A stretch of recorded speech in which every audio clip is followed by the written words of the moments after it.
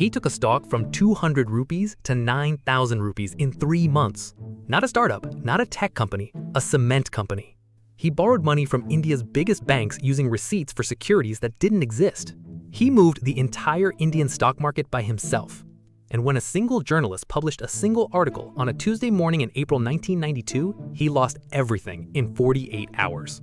This is the story of Harshad Mehta, the big bull of Dalal Street, the man who found the hole in India's financial system and drove a fleet of Lexus cars through it.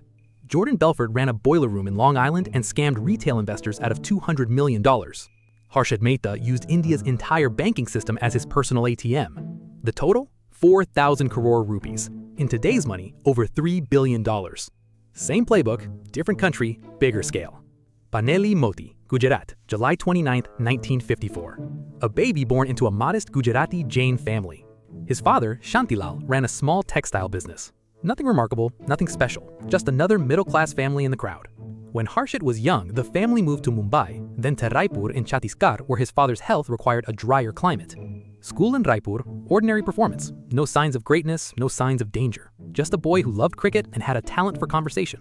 He returned to Mumbai for college, completed his BCom from Lala Lajpat Rai College in 1976. Then came 8 years of nothing. 8 years of odd jobs, failed attempts. He sold hosiery, sorted diamonds, sold cement, worked as an insurance clerk. If you met Harshad Mehta in 1980, you would not have thought this man will one day move an entire nation's economy. You would have thought, this man is trying everything and succeeding at nothing. Then he walked into a stockbroker's office and something clicked. He started as a jobber, the lowest rank in the market, basically a middleman's assistant. But he watched, he learned, he absorbed. By 1981, he had left his job to work full-time in markets. By 1984, he had his own brokerage firm, Grow More Research and Asset Management. Not glamorous, not massive, just his. The 1985 bull run, energized by Rajiv Gandhi's economic reforms, gave him his first real taste of what markets could do. He had found his language, numbers, confidence, the art of persuasion. But the real story hadn't started yet, because Harshad Mehta hadn't found the loophole. To understand what Harshad did, you need to understand one instrument, the ready forward deal. Here's how it worked in India's financial system. Banks constantly needed to lend to each other for short periods, usually 15 days. One bank lends money to another bank secured against government securities. Simple, standard, safe. The broker, someone like Harshad, brought the two banks together. He facilitated the deal, collected a commission, done. But here was the critical detail. The securities were not actually moved. Instead, the borrowing bank issued a paper receipt, called a bank receipt, or BR, saying, "I have the government securities, they are safely held, here is your receipt." The lending bank accepted the BR as proof, transferred the money. Everything looked legitimate. Now here is where Harshad Mehta saw something nobody else had noticed. The system required trust. Nobody actually checked whether the securities existed. They simply accepted the BR on good faith. What if the bank receipt was fake? What if the securities behind it didn't exist? Harshad identified two cooperative banks, Bank of Garad and Metropolitan Cooperative Bank, that were willing to issue BRs without any real securities behind them. Fake receipts backed by nothing. Here is the cycle of the scam. Step 1. Harshad gets a fake BR from Bank of Garad, a receipt claiming to hold securities that don't exist. Step 2.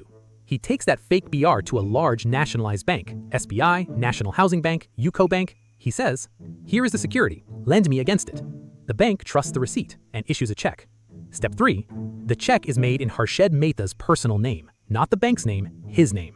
He convinced banks that routing payments through brokers with how sophisticated transactions worked. The Harshad deposits the check. Now he has real money. He goes into the stock market and buys shares aggressively. The stocks rise because of his buying. He sells at profit, returns the borrowed money, retires the fake BR, keeps the profit. Then repeats the cycle. Again, bigger, faster. Every cycle printed money, not metaphorically, functionally. He was creating purchasing power from thin air, backed by paper that represented nothing. The entire Indian banking system had a hole in it, and Harshad Mehta was the only person in the country who had both found it and the audacity to use it. India had just opened its economy. Liberalization, reform, optimism everywhere. The Sensex, India's stock market index, was around 1,000 points. Harshad Mehta had a theory, the replacement cost theory. His argument was simple. Companies were worth more than their stock prices suggested, because rebuilding those companies from scratch would cost far more than what the market valued them at. He picked his target, ACC, Associated Cement Company. Boring, established, nobody's idea of a hot stock, trading at 200 rupees per share. He started buying, not quietly, massively. Every rupee of bank money he could access, through legitimate deals, through fake BRs, through cooperative banks, went into ACC shares. When Harshad bought, the price rose. When the price rose, other investors noticed. When other investors bought, the price climbed even higher. Then Harshad bought more. 200, 400, 1,000, 3,000, 6,000, 9,000 in less than 3 months. A 4,400% increase in a cement company in 3 months. The entire country watched in disbelief. The media didn't react with suspicion. They reacted with admiration. Cover stories everywhere. India's answer to Warren Buffett, the genius of Dalal Street, the man who cracked the code. Business Today, India Today, the Economic Times, all celebrating him. He now had a nickname, the Big Bull, because he started bull runs, because he moved markets like nobody before him. And ACC was only the beginning. Videocon, Sterlite, Apollo Tires, Reliance, whatever Harshad bought went up. Whatever he sold fell. He was the market.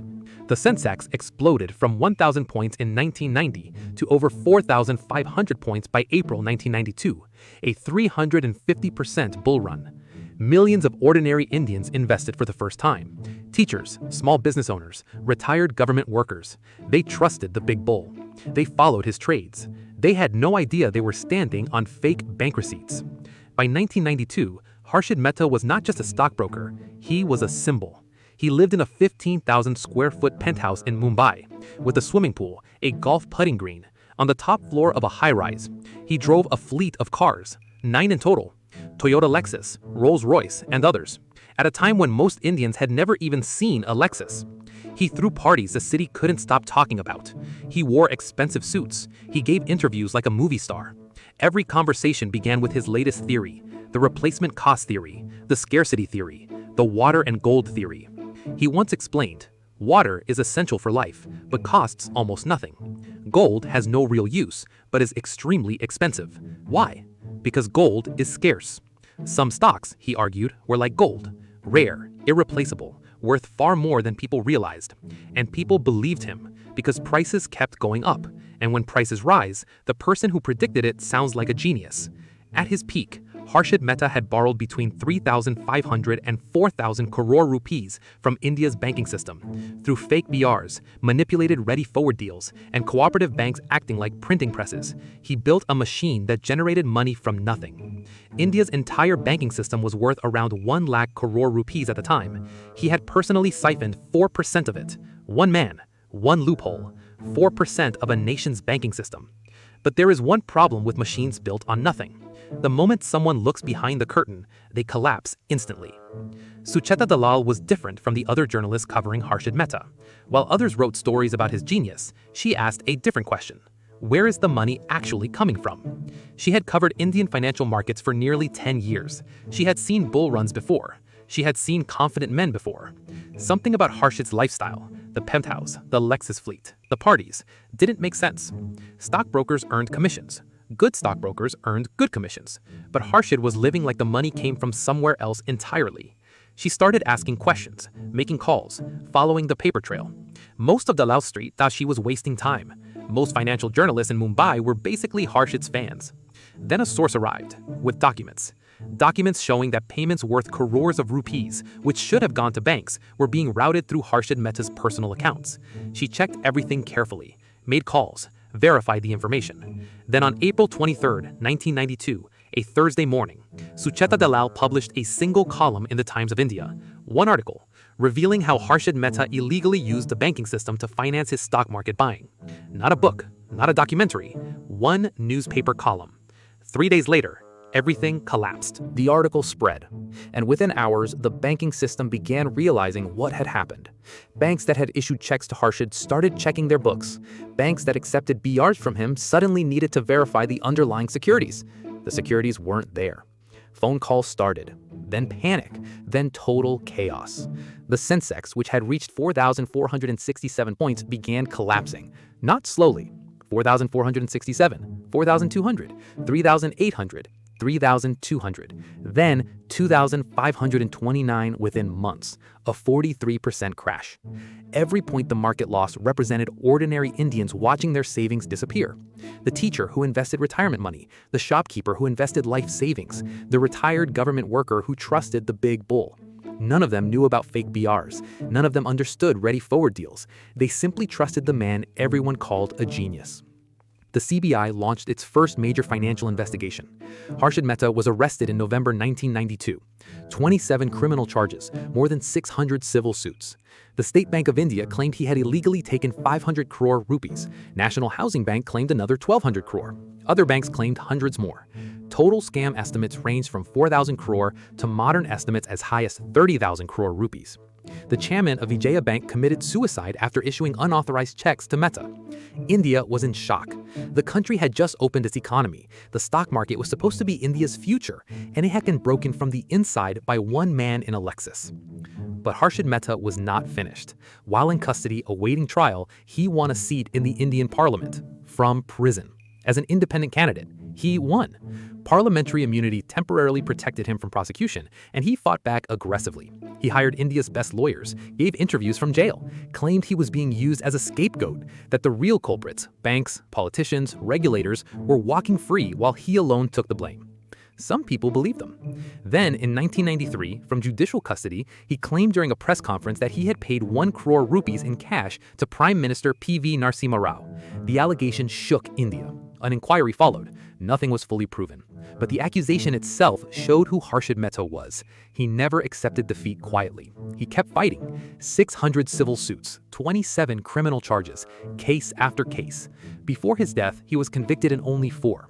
Then, on December 31st, 2001, New Year's Eve, Harshad Shantilal Mehta suffered a heart attack while in judicial custody in Thane. He was 47 years old. 23 criminal cases were still pending when he died. The 4,000 crore rupees were never fully recovered. Here's what Harshad Mehta actually left behind. Not the money, that disappeared. Not the stocks, those collapsed. Not the banks, they absorbed the losses. He left behind a transformed financial system. SEBI, the Securities and Exchange Board of India, already existed before 1992, but after the scam, it was given real power, real authority. Because of what Harshad Mehta had done, the loopholes he exploited were shut down. Checks issued in broker names banned, fake BRs criminalized, ready-forward deals heavily regulated. Every investor protection system India uses today, circuit breakers, settlement systems, transparency rules, exist partly because of 1992. And decades later, his story became entertainment. Scam 1992, the Harshad Mehta story, became one of India's highest-rated streaming shows. The man who broke the stock market became a legend for a generation too young to remember the crash. But he also left behind one uncomfortable question. The loophole he exploited already existed before he arrived. The system trusted paper receipts blindly for years. Harshad Mehta didn't create the hole. He simply had the audacity to use it. Jordan Belfort set up fake companies and cold-called strangers. Harshad Mehta used India's real banking system, SBI, National Housing Bank, UCO Bank, as the engine of his scheme. Same playbook, different sophistication. And for millions of ordinary Indians who trusted the bull run and lost everything, no TV series could ever return what they lost. The big bull died in custody, but Dalal Street remembers him every day. Because the rules India created after the scam, the rules protecting every investor today, are his real legacy. Not the Lexus fleet, not the penthouse, not the fake bank receipts. The system that replaced the one he broke.